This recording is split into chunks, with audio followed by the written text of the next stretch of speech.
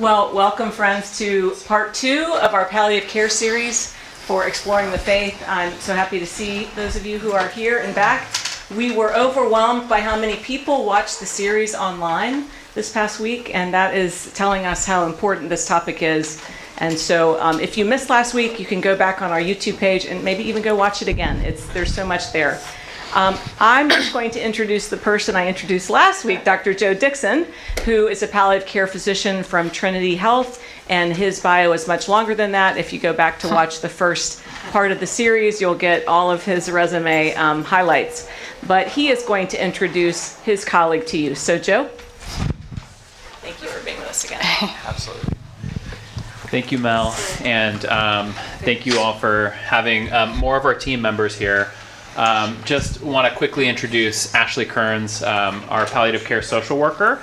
I've been working very closely with Ashley for just a little over the past year and a half, and since I moved to Trinity, Livonia. And one of the things that I think is just absolutely critical about really high-functioning palliative care is that it's really done through a team. I think just as in all walks of life, there are people who bring strengths and together when we're working as a tight team, we can do so much more than we can do alone. So Ashley is just phenomenal. I'm sure it's going to show that's going to show itself during this talk. But she's been a dedicated palliative care social worker for about the past 10 years, has spent that time at Trinity in Livonia, and has grown through a couple iterations of the palliative care team there. She is just phenomenal. I don't think we would do half of the work we do now without her. She brings just such a caring approach, such an ability to sit with patients and families in time of distress and work through all sorts of challenging issues. And so we're really, really lucky to have her. She's going to talk a lot more about that role. She also has roots going very deep in palliative care and hospice. Ashley's mom is a hospice social worker, and so that also just provides us enormous insight into some of the workings of hospice. Occasionally she will get on the phone or a text message with her mom, and it's yes, both ways. It's wonderful. Let's see what else. I don't want to take up too much of the time here, but again, we're just so privileged to have Ashley on our team. She provides enormous help, as do palliative care social workers kind of across the spectrum. Again, this is really a team effort in providing this care. So without any further ado, I'm going to turn it over to Ashley. Yeah. And Just keep this. Yeah. Thank you, Dr. Dixon. And thank you all for being here. I'm amazed at how many people are here. I wasn't really sure what to expect. So thank you for spending your Sunday with me. I have the pleasure of working with Dr. Dixon too. I don't know how many of you were here last week, but truly an honor to work alongside him and do the work that we do. I tend to be a yapper, so I'm going to do my best to do this timely and leave everyone time for questions. But my focus is really on supporting patients and families through really tough times. My objectives to better understand the role of palliative care and my role, identify the challenges that our patients face and their families and their support systems, identifying available support and resources to them both in the hospital and outside of the hospital, and recognizing the importance of family-centered, culturally sensitive care. So what is palliative care? I don't want to spend a ton of time on this, but just for the context of the talk, so the World Health Organization identifies palliative care as an approach that improves quality of life of patients and their families facing life-threatening illnesses. The way I like to describe it to patients that we see is we're an extra layer of support to really wrap our arms around you and your entire support system. We try to look at you as a whole. Like Dr. Dixon mentioned, we cannot do the work that we do without a team. We all have a role. Obviously, our physicians and nurse practitioners focus on symptom management, making sure these people are comfortable despite what's happening to them. I'm focused more on emotional support, complicated family dynamics, advanced care planning, and then we rely heavily on our chaplains and priests for folks that have spiritual distress, which a lot of people that we see do, especially as they're nearing the end of their life. A little bit about the differences between palliative care and hospice, because there's a lot of misconceptions out there. I'm sure Dr. Dixon touched a lot on this last week, but palliative care is for anybody that has a chronic or serious illness. And palliative care really follows alongside whatever types of treatments that they're getting, such as physical therapy, chemotherapy, dialysis, surgeries, right? They can continue whatever interventions they want and need while getting the support of palliative care to manage symptoms, support their families, and kind of just talk about what's next to make sure that their care plan is in alignment with their preferences. Folks that are getting palliative care outside of the hospital are typically seen maybe once every 4 to 8 weeks. So it's kind of a light touch base wherever they are, whether they're home, they're in an assisted living, and it's covered by their insurance, which a lot of people ask. Whereas hospice is when we're completely shifting our focus to comfort-focused care. We're not doing things like chemotherapy and dialysis and surgeries, right? We're focusing more on improving quality of life. We're not going in and out of the hospital anymore. We're staying home and we're staying comfortable. You get a whole team of people now coming to see you. Nurses, social workers, chaplains, volunteers, home health aides, music therapists, all to keep somebody home, keep them comfortable, and support their support systems too. And yes, that's covered by most insurance companies. These are just two quotes that resonate with the work that I do. In serious illness, the most important intervention is often a conversation, right? And that is a huge part of what we do in palliative care is talk and listen. Medicine treats disease and conversations treat suffering. You can't figure out how someone's suffering unless you ask. So what do I actually do? I do a whole lot of listening throughout my day. If you've ever been in the hospital, you know that you get talked to a lot. These are your lab results. This is your blood work. This is the test that we're doing. I sit down and, how are you doing? How is this affecting you? How can we best help you? What distress are you experiencing? Psychosocial assessments, really a fancy word for what is this person's story? What is their life like before they came to the hospital?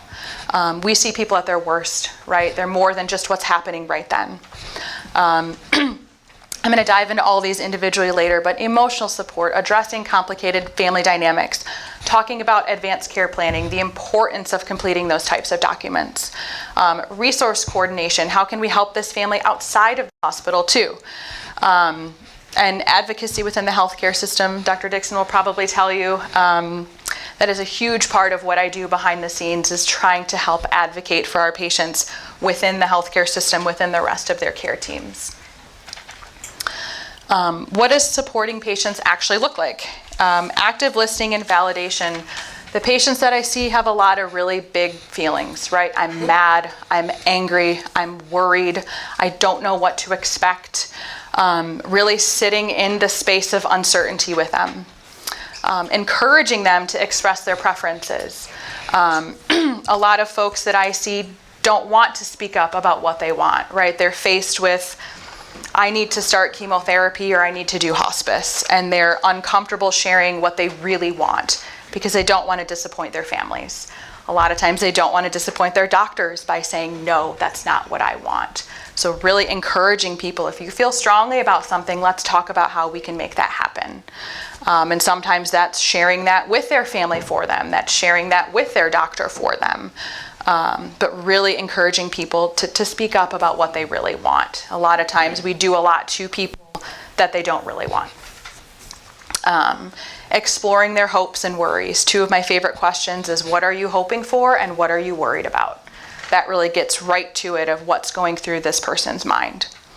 Offering reassurance. Again, the people that I see have a lot of uncertainty. I'm worried my family's not going to be happy with my decision. I'm worried that when I go home, I'm not going to have the support I need.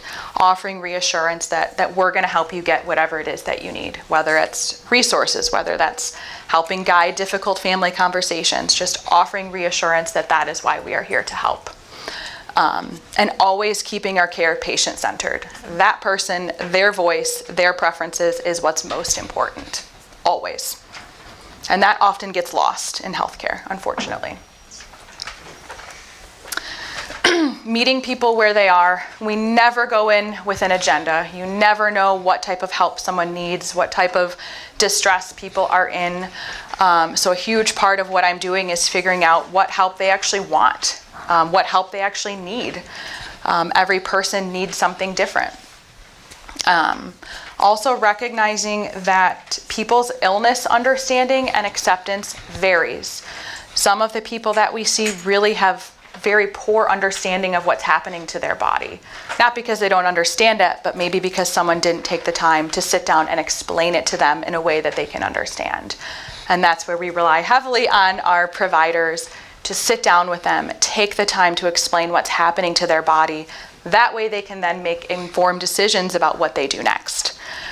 So a lot of times I'm seeing people before Dr. Dixon and our team, and if I'm recognizing, hey, this person really, really needs more time to understand what's happening, I'm going to tell them to get back in there. That way I can then have a more in-depth conversation once they better understand what's happening. It's really unfair to expect people to make really difficult decisions if it's not an informed one. Recognizing that people's coping styles are very, very different. We see people who write every single thing down, they highlight every word, they take notes, right? And I love that. That would be me if I was a patient. Right? They want to know every little thing, that way they can scan it and analyze it and go over it with their family. And then we have people who say, I don't want to hear anything, talk to my daughter. Right? So it's important to recognize how that person best receives information so that we can then better help them. If we are just talking at the person who's completely shut down, we're not helping. We're overwhelming them even more. So then I can go back to Dr. Dixon and our team and say, this is how this person best receives information. Call their daughter, call their sister, make sure we're meeting with their chaplain, right? Whatever that person needs to better understand what's happening is how we're going to help. That's also, I take that back to the rest of the care teams and say, hey, this person cannot receive any more information today, call their daughter, right? The last thing we want is an oncologist and a nephrologist and physical therapy going in there just totally overwhelming this person, right? They're not hearing anything. Recognizing the way their family dynamics work and who that decision maker is. A lot of the folks that we see aren't able to meaningfully engage in conversations about their preferences. So figuring out who is their person, who are their people, who do we go to that can best speak for this patient. And also recognizing the spiritual impact. If someone is in such immense spiritual distress, I'm not going to be helpful for them. We need to get a chaplain in there right away.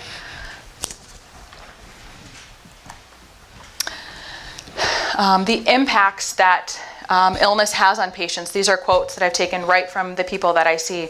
I can't pick up my granddaughter from school anymore, right? Because of pain, because of doctor's appointments that are interfering with that, right? That is a loss for that person, right? Something that used to bring them such joy is being able to help their daughter pick up their granddaughter from school. My entire life is doctor's appointments. I hear this all the time. Right? I don't even have time to do what makes me happy anymore. I'm just in and out of doctor's appointments all day. How can we maybe lessen some of that? Would the supportive palliative care help that for that person? Or maybe even hospice if they're appropriate. They won't even let me have salty foods. I cannot tell you how many people are frustrated in the hospital with the diet restrictions we put on them, and it drives me crazy. This person is nearing the end of their life. Give them bacon, right? It's gonna make them happy. So simple, right? They were eating bacon at home 2 days ago. Why are we now denying them the things that bring them joy? Another little way to advocate, right, is to message that doctor and say, is there any way we can change their diet while they're here, right? I had a patient who even brought in her own salt packets because knew that we were going to not let her eat salt while she was there. They were confiscated. And they took it away from her. They confiscated it, right? Right? So I went and got her salt. I haven't been in my garage in 6 months, right? Men that are used to tinkering and fixing and, right, that can no longer go out and do the things that bring them joy. Just compounding loss, right? People grieve their own death long before they actually die, right? They're losing the ability to do things that bring them joy. They're losing independence. And a lot of families don't even recognize this, right? They're like, my mom's just giving up. No, she's lost everything that used to bring her joy, right? So helping families recognize the way that this illness is impacting them. The types of distress that people share with me, obviously physical symptoms is probably number one, right? I'm in pain. I can't sleep. I'm having trouble using the restroom. I'm anxious, right? All of those things that are happening to someone's body that Dr. Dixon and our team can help address, right? They might not be able to cure the illness, but they can make them feel better. And people deserve to be comfortable no matter what they have going on, right? And I think a lot of times we think of hospice as the only way to keep people comfortable. No, people deserve to be comfortable no matter what's happening. So much unknown and uncertainty, right? People have no idea what's going to happen, what to expect. What is this test result going to show? How is that going to impact my ability to get the treatment I was hoping for, right? People have so much uncertainty, and really just sitting in that space with them and letting them know, as soon as those results are back, they're going to come talk to you, and we're going to have a conversation about what that means for you. We're going to have a conversation about, does the care plan in place still align with what you want? And if it doesn't, what does that mean? Again, the loss of independence. Conflicting information, this drives me crazy, is people who get conflicting information from care teams, right? One person goes in there and says one thing, and another person goes in there and says something else, and we expect them to make a really difficult decision. That's not fair. So again, going back to those teams and saying, maybe we all need to meet together. That's something we do often in palliative care, is let's get all the key players in the room at the same time. This family deserves clear information.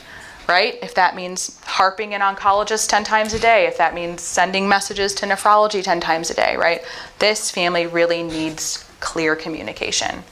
Lots of folks have distress over insurance and financial issues. What is this going to cost me? Right? I need more help at home. We can't afford that. What resources can we pull in to help this family? Again, family conflict, we're going to go into that, and spiritual distress. Just some quotes that families say to me all the time. I hate seeing him suffer, right? It's hard enough to be in distress. It's 10 times harder to watch someone you love be in distress. Me and my siblings don't agree. Hear this every single day, right? Lots of opinions in the room. I don't want to give up on her, right?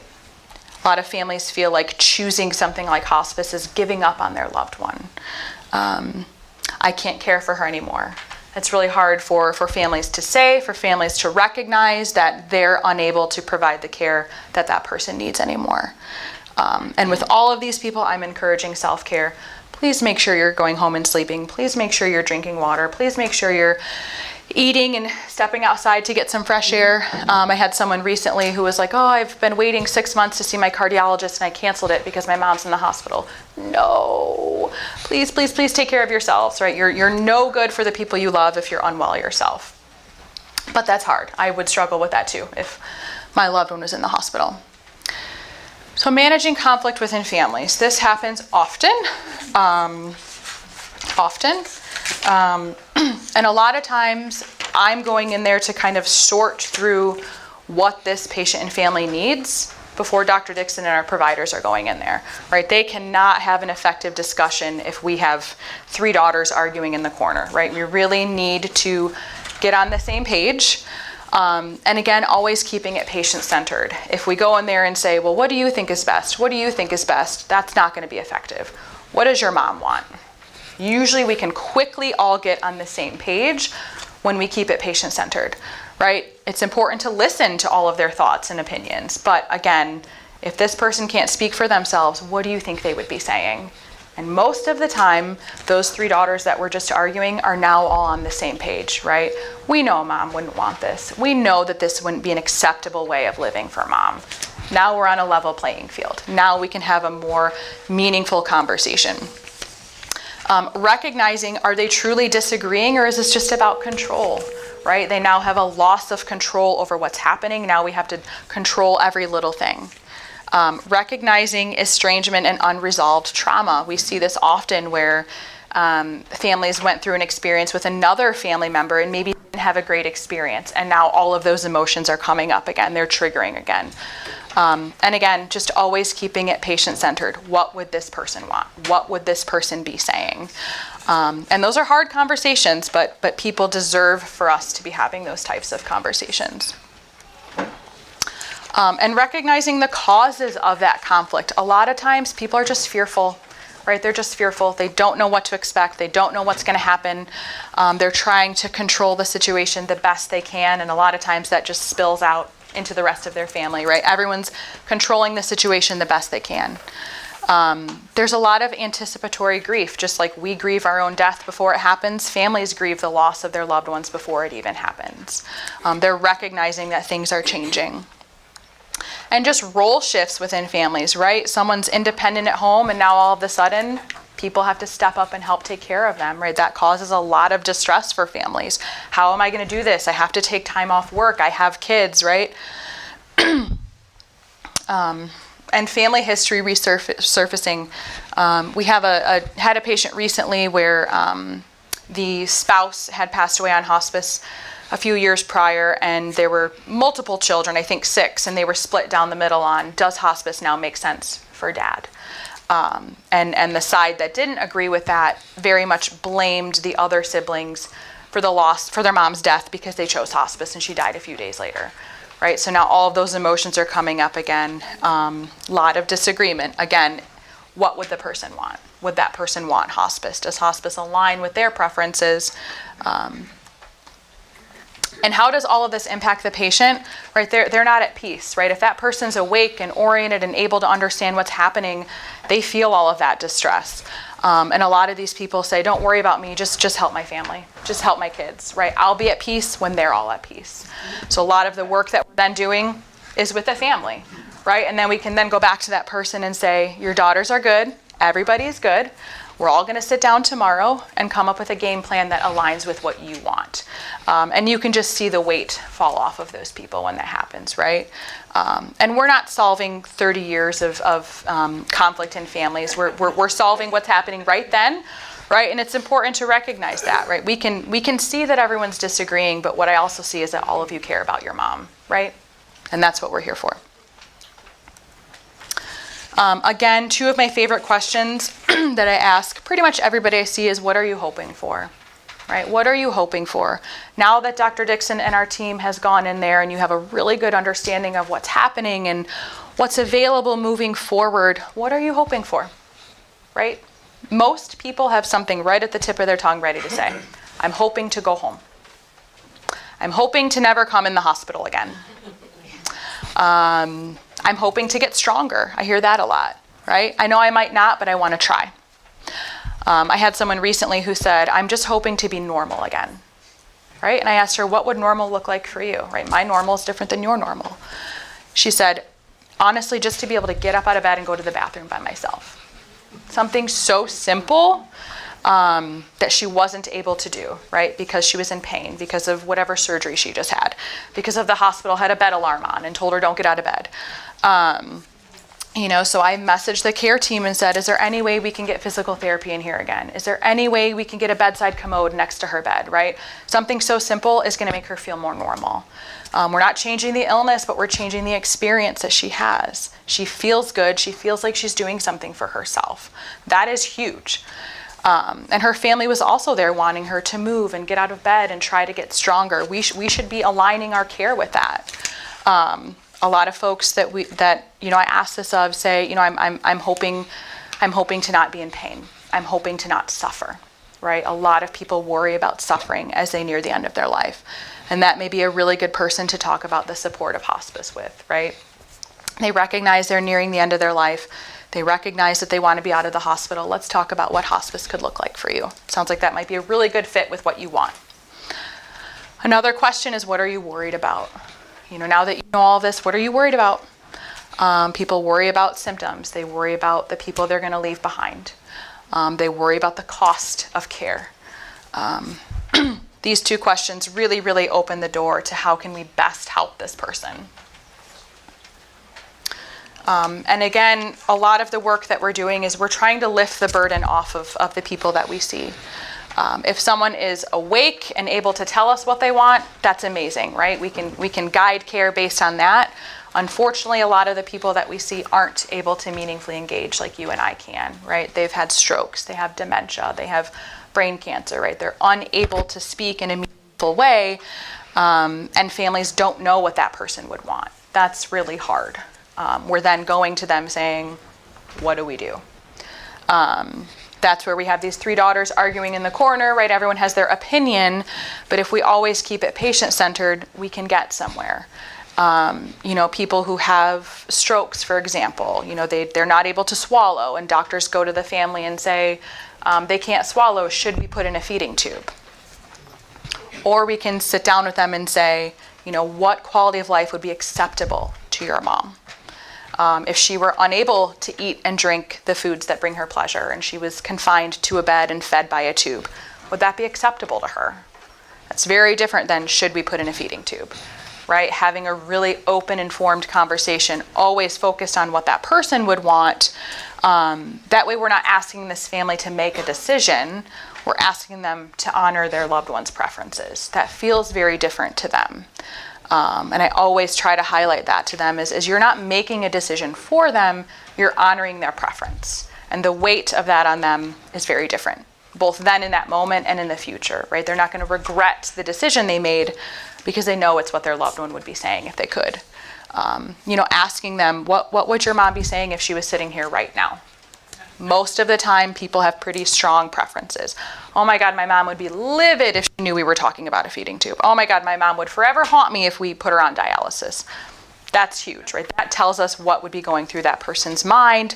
That way we can then make suggestions on, well, knowing that, how do we best care for her?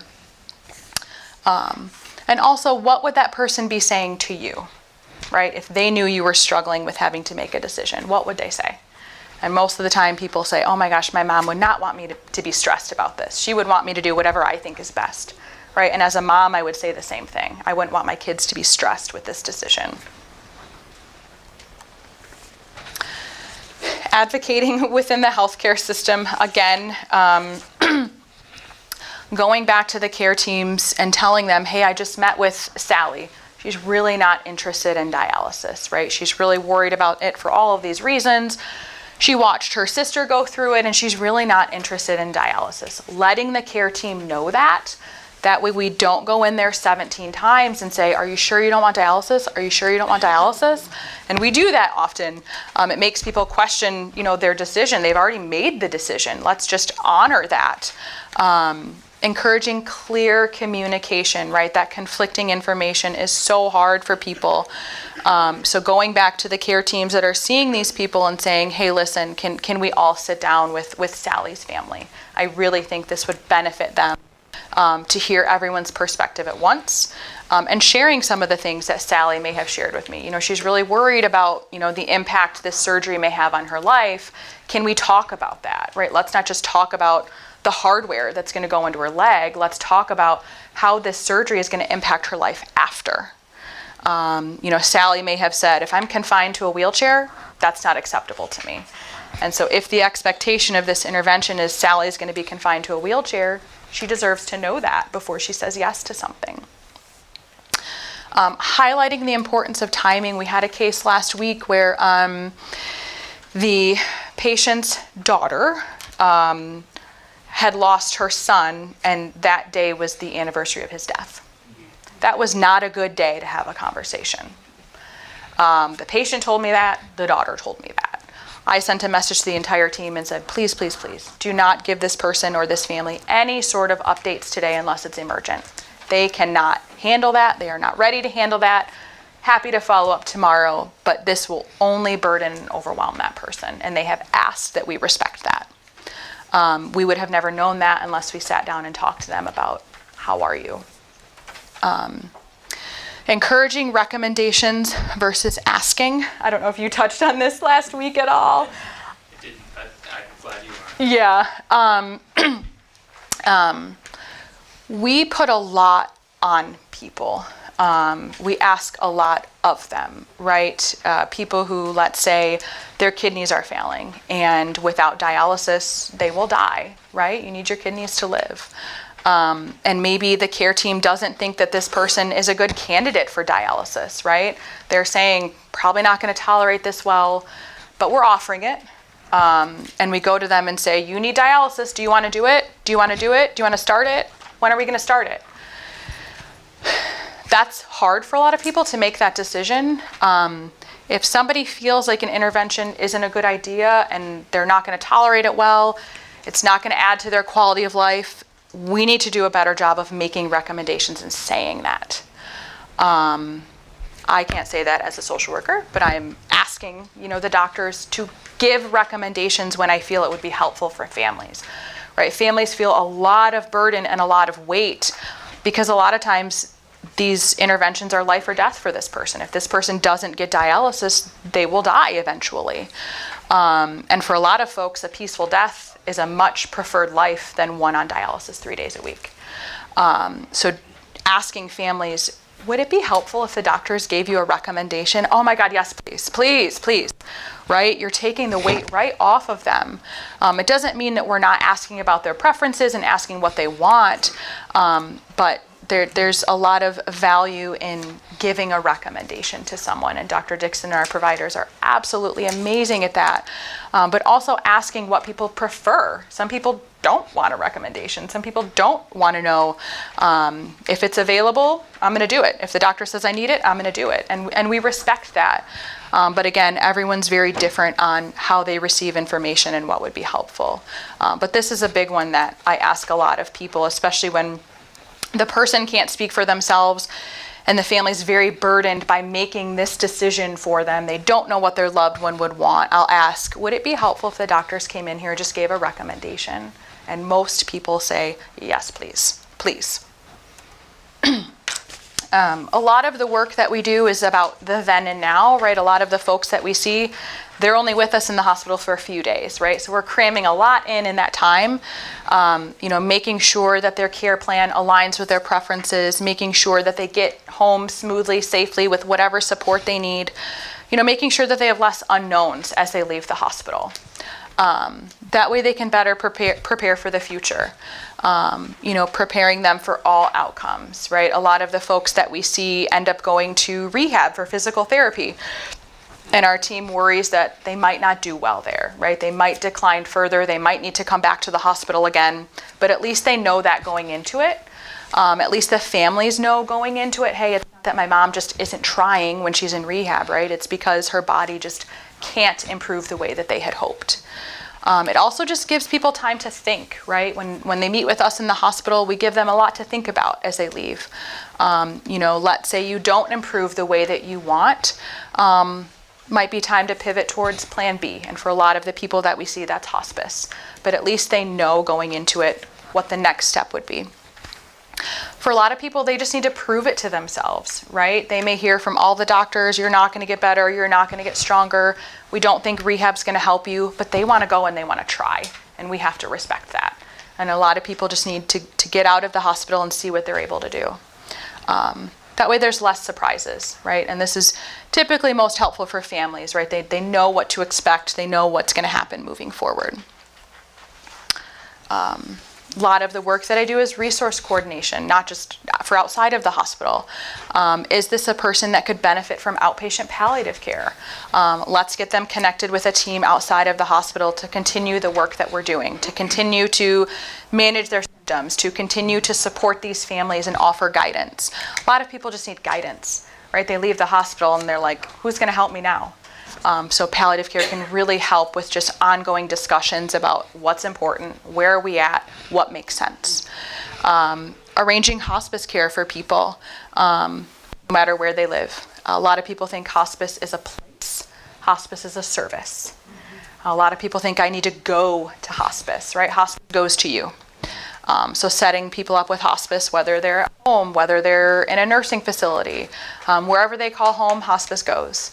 I had a patient one time who lived in a tent, and hospice provided care in his tent. That was his home. That was his home. And everyone was trying to get him into a new home. He didn't want a new home. He was happy in his home, right? Helping people get connected with private duty caregivers. A lot of people that I see want to go home, but the families just can't manage that care anymore. So getting them connected with some private duty caregivers if they have the resources to help take the burden off of the family, and to get this person home where they want to be. A lot of people want to go home but can't go home. How do we make that happen? Getting people into facilities. If going home isn't an option, talking to them about where they can go, what their insurance can cover. Transportation. A lot of people worry about transportation, right? I'm now wheelchair bound. I used to drive myself. How am I going to get there? Medicaid. A lot of the folks that we see are eligible for Medicaid, and that takes a huge financial burden off of them. We can actually apply for Medicaid for them right in the hospital, to help cover the cost of care in the future. VA benefits, I always ask if someone's a veteran and if they're connected with the VA. A lot of folks that we see are not. So getting them connected with the resources they very much deserve. Advanced care planning. A lot of what I'm doing is helping patients complete medical power of attorney paperwork, which everyone in this room should have. Anybody over the age of 18 should have, right? None of us are guaranteed tomorrow. None of us know when something can happen to us. It is a document that you don't need to go to an attorney for, you don't need to go to a lawyer for. I brought a big stack of them, and my 4-year-old spilled red juice on them. So, yeah, Mel, I can email you a link to one. But everybody should have one. And this makes the conversations we have so much easier for families, people who have documented preferences on what they would want, right? That way we can honor those preferences and the family isn't making a difficult decision. If someone's paperwork says, I would never want to be on a ventilator, I would never want dialysis, I would never want to go to a nursing home, there we go, right? We tailor our plan to what that person said. This family isn't have to make a difficult decision. We're saying, this is what your mom said. This is how we can best honor that. So my homework for you all is to complete one if you haven't already. And it can be really difficult, right? Families avoid this for a lot of reasons. We see 90, 100-year-olds that are like, oh, my mom never wanted to talk about that. She never thought she was going to die. We hear that all the time. All of us are going to die. And, we can take it from a depressing, serious conversation to one of being prepared, to one of lifting the burden. So when people tell me, oh, I don't want to talk about that with my mom. I don't want to worry her. I don't want to overwhelm her. What if you told her, I want to make sure I know what you want, right? I want to do this for me, right? Most moms are going to say, of course, if there's anything, to lift the weight off of you, I'm willing to do it. I want to make sure I'm making decisions that you would want. I want to make sure that there's no disagreements amongst me and my siblings. People are then typically more open to completing documents like that. And talking through their preferences, right? A lot of the paperwork that we see is so vague that it's really not helpful. And those are usually ones drafted through an attorney's office. Unfortunately, the medical language is vague. We can kind of try to get a sense of what that person was thinking, but talking through your preferences, and not necessarily do I want dialysis, do I want a feeding tube, but what is an acceptable quality of life for you, right? What's acceptable to me might not be acceptable to you. My husband knows that if I cannot meaningfully engage with the people around me and feel love and give love, that's not an acceptable way of living to me, right? If I'm just laying in a bed, unable to have my mind, that's not okay with me. Other people, as long as they have air in their lungs, that's okay, right? No matter how many tubes and lines and drains are keeping them alive, that's okay with them. And we respect that, right? What's right for me is not right for the person next to me. So really talking through what an acceptable quality of life is with the people you love. and encouraging them to complete one too, right? This isn't just for people that are old. This isn't just for people that are sick. This is for every single one of us that at some point in our lives will face, some sort of medical complication. And notify your support system. So let's say you have 5 kids and you just fill it out with Sally, let the other 4 know. That when they have to activate that and talk about that, the other 4 aren't surprised. It doesn't cause more conflict. Let them know. And it doesn't have to be your family, right? We see power of attorneys for neighbors, for chaplains, for hairdressers, right? You want to pick somebody that's going to really speak for you. And sometimes that isn't family, right? For a lot of folks, identifying someone in their family is too hard. So they choose a friend or, again, their hairdresser. And how you can make a difference if, someone in your life is facing a serious illness is just to be present. Just be present. I always tell Dr. Dixon, the best medicine in healthcare isn't medicine, it's a support system. Right? You can take the exact same person with the exact same illness and one has a good support system and one doesn't. Their experience is going to be very different. So just be there. Listen deeply and without pressure. I see a lot of families sitting there, just going, Mom, don't you want to do this? Mom, don't you want to do this? You really ready to give up? Just listen. Just listen and be there. People tell you a lot when you listen. Offer practical and wanted help. A lot of the gentlemen that I work with who aren't able to go home are really worried about their yards, right? I'm not going to be able to mow my lawn anymore. Is there someone in their life that can mow this person's lawn? That way they're not worried about it anymore. They're worried about their mail. Who's going to check my mail? Who's going to pay my bills, right? If we can help with that. Respecting their preferences, right? Keeping your opinions to yourself sometimes, right? If you don't want dialysis, I respect that. That is okay with me. If that's what you want, that is okay with me.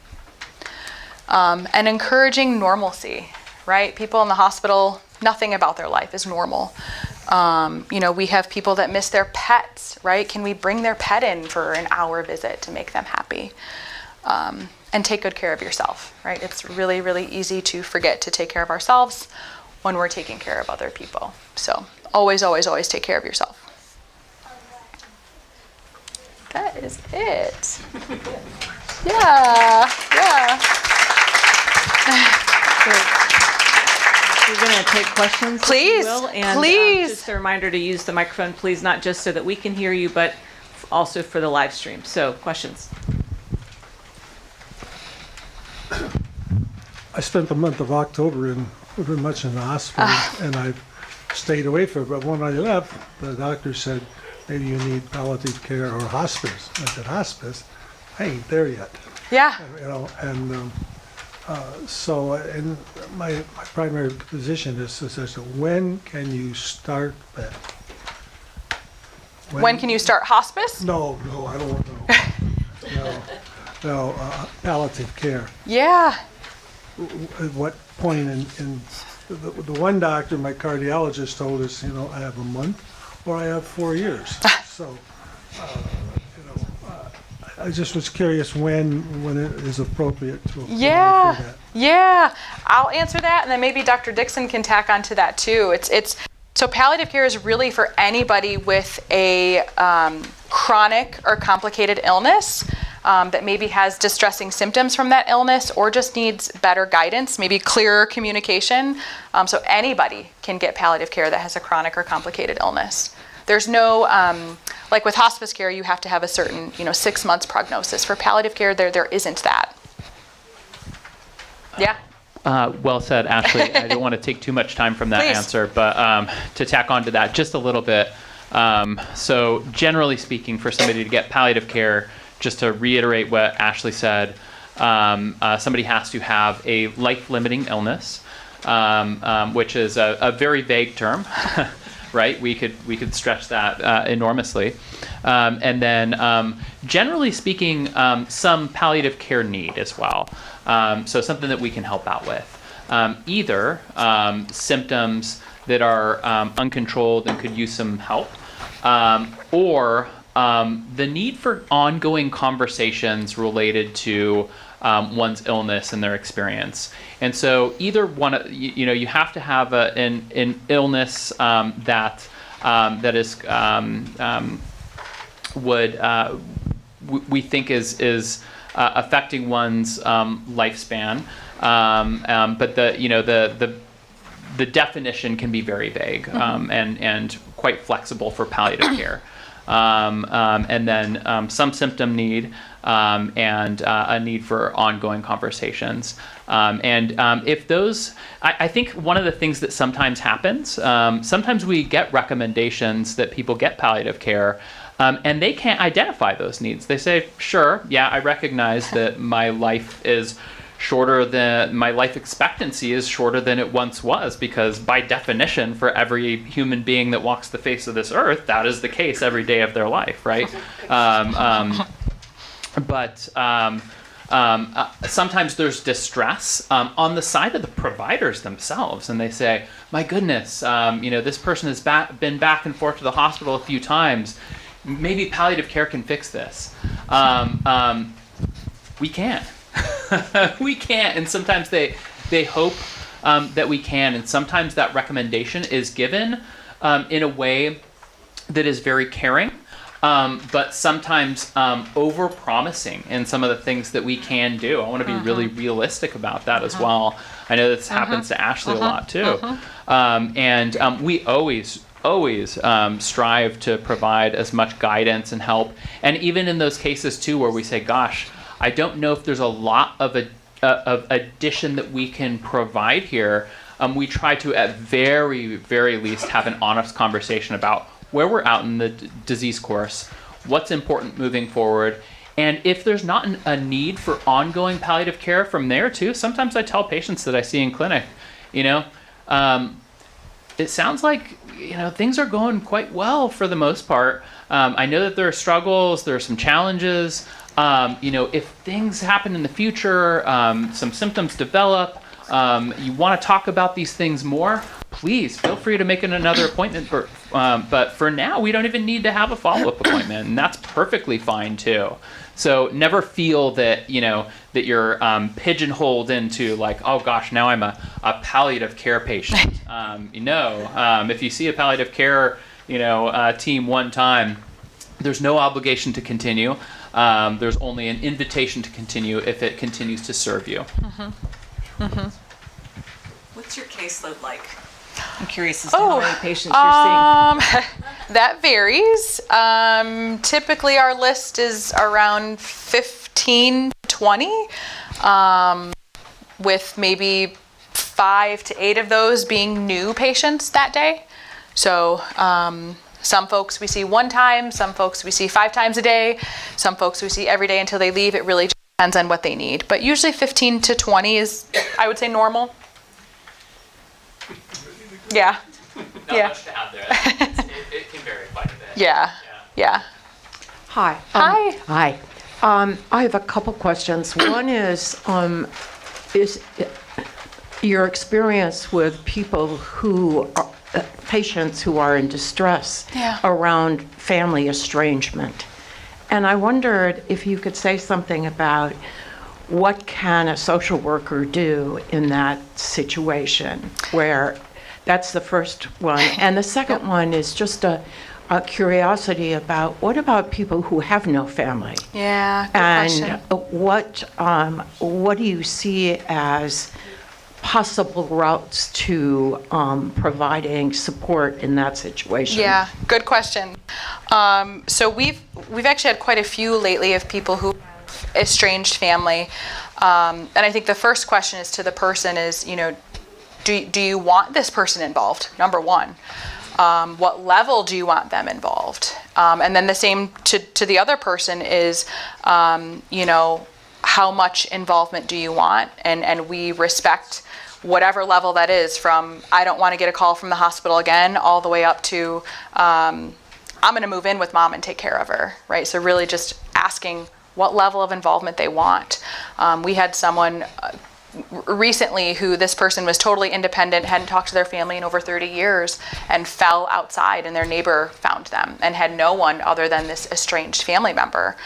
And she graciously took our calls, right? Because we had no one else to speak for this person.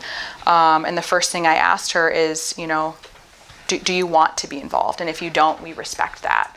and she was willing to take the recommendations of the care team, right? She didn't know her father's preferences at all, but was willing to agree to whatever the care team had provided. So I think it's just figuring out what level that person wants them to be involved. And your second question was about people that don't have anybody. Yeah, we see this often, unfortunately. We're always trying to find anybody that can speak for this person.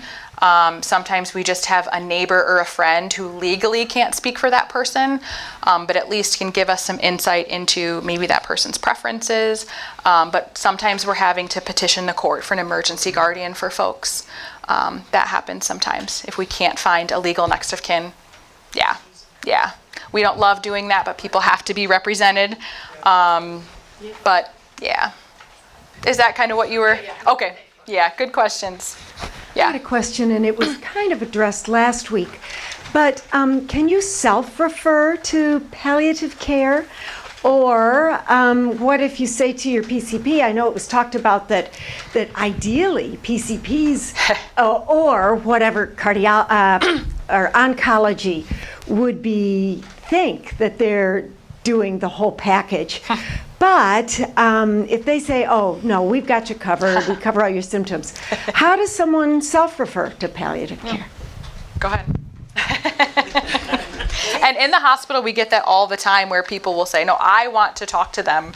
And most of the time, they respect that and send them our way. But I think your question is more outside of the hospital. Yeah.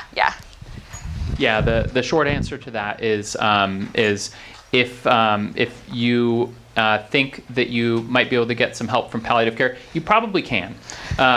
So please feel free to ask for a referral from your primary doctor if you're seeing your cardiologist. They should not push back on that. I would be very surprised. I've seen some head nodding. That is really surprised. Unfortunate. I might consider possibly looking for another physician if they're not really listening to you.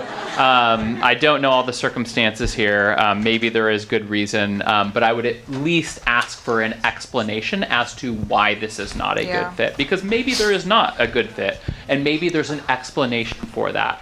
But they should be able to articulate that to you.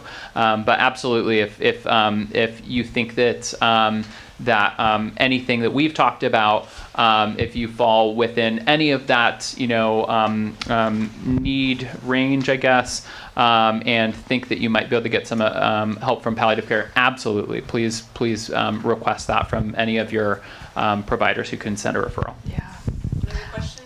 I think, too, there's just so much misinformation, right? And they think that you're not going to come to them anymore, and palliative care is taking over their care, and that it's the same thing as hospice, and that's the farthest thing from the truth. It's just a lack of education, truly.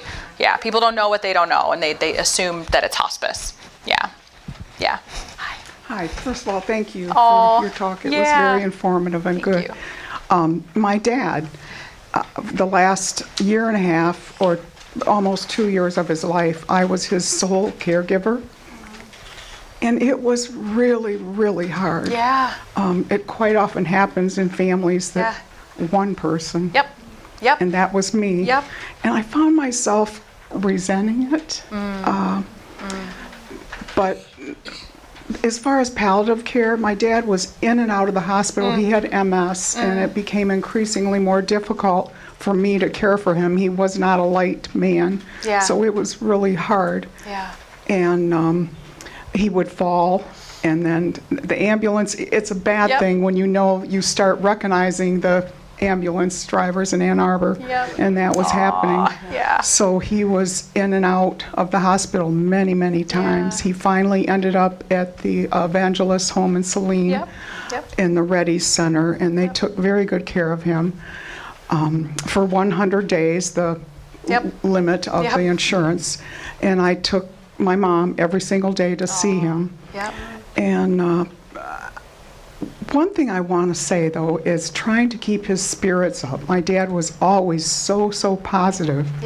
And he would ask me, like every couple days, did you plug in my electric wheelchair? He always had the spirit that he was going to come home. And I felt bad. I basically was not telling him the truth. but because I knew he wasn't coming home. But I think that's very important to keep their spirits up. And also one other thing, it was never mentioned at the hospital about palliative care for my father, and never saw a social worker until a couple days before he died. And that would have been very, very helpful to me. Yeah. And it was not Yeah. at all. Yeah. I'm sorry you weren't given the support that you deserved. Yeah. Our hearts go out to you. Yeah. I just wanted to make a comment about I sometimes tell people if they can't get an answer out of their care team about, no one knows when someone's going to die, but you'd like to have an idea. Yeah. So sometimes what I suggest people to say is, do you think I would be alive in 3 months? Love that. And when you do that, then it flips it, and they got to answer it. Yeah. Okay? Yeah. So that's a little trick that you can use as family and yourself. Yeah, love that. Yep. And you're right, it's hard to nail a doctor down to give a prognosis sometimes, but a lot of people want that. And it's really hard to make decisions if they don't know what kind of time frame they're looking at. I love that. Yeah. I just want to know, how new or old is palliative care? Good question. A few years ago. Here in 1974. There you go. There you go. Yeah, well, there was Dr. Belford Mount in Canada was the person who defined the term palliative care. Yeah. At Trinity Livonia, I think the team's been there about 20, 25 years, so newer, yeah. Yes. I'm thinking about medical power of attorney. Yeah. Are there limitations state by state of like someone living in a different state? Nope. It's all. Nope. Yep. We have folks that live everywhere. Yep. Okay. Yep. Thank you. Good question. Yeah. Other questions? Well, I know I lost my husband and both my parents in a 5-year period, and hearing these talks, all three of them needed a palliative consult and did not know about it, didn't engage it. And, you know, everybody did the best they can. But Sure.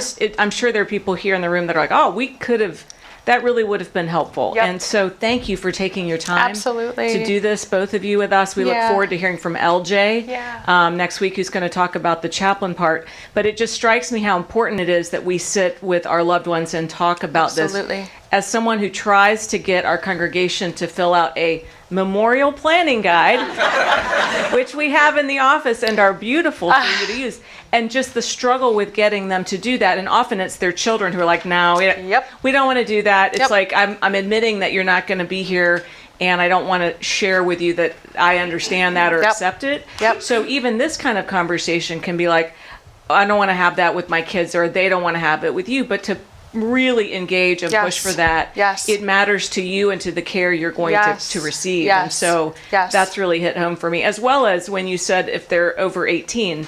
Every adult. Some of you have grandchildren in their Yep. 20s. I doubt their parents have done.